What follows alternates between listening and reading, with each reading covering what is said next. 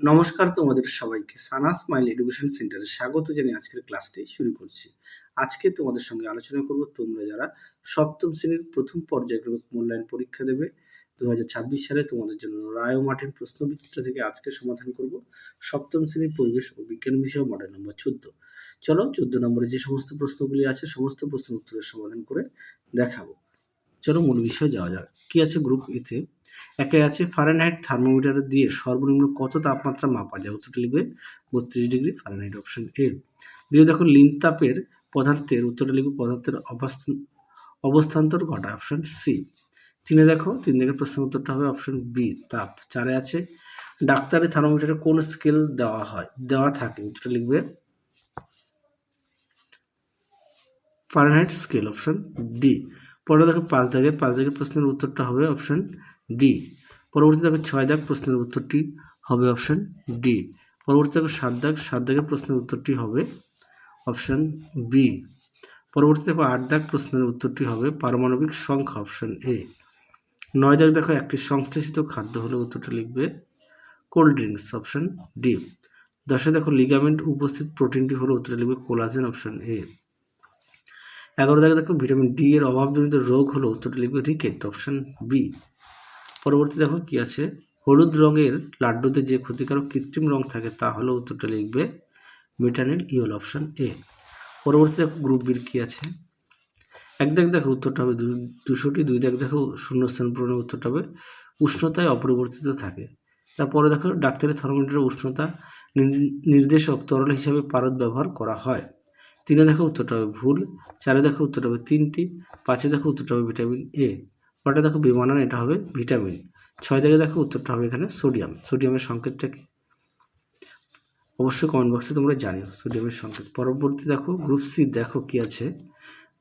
আচ্ছা গ্রুপ সির প্রশ্নটা একটু দেখো তোমরা, হ্যাঁ আমি তোমাদের উত্তরটা দেখাই, প্রশ্নটা একটু দেখে নাও। দেখো প্রশ্নটা যদি একটু বড়, হ্যাঁ প্রশ্নটা অনেকটাই বড়, উত্তরটি তোমরা এখান থেকে এই পর্যন্ত লিখবে। পরবর্তী দেখো অথবা দিয়ে প্রশ্নের উত্তরটি হবে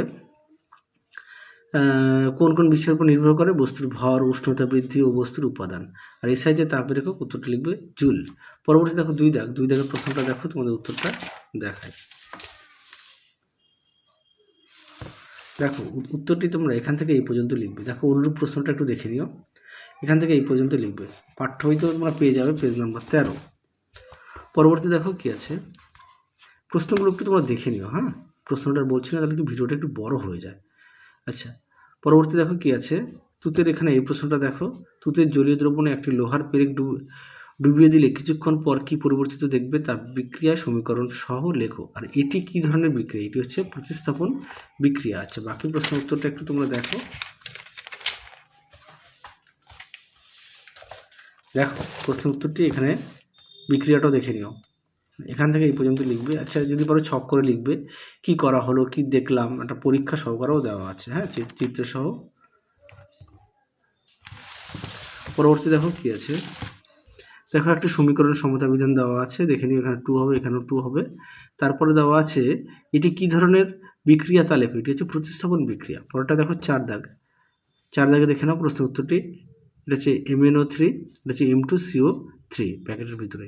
পরেরটা দেখো 5 দাগের দেখে নাও, 5 দাগের প্রশ্নটা এটা পাঠ্য বইতে পেয়ে যাবে 169 পেজ। আমি তোমাদের সহায়িকা বই থেকে দেখাচ্ছি।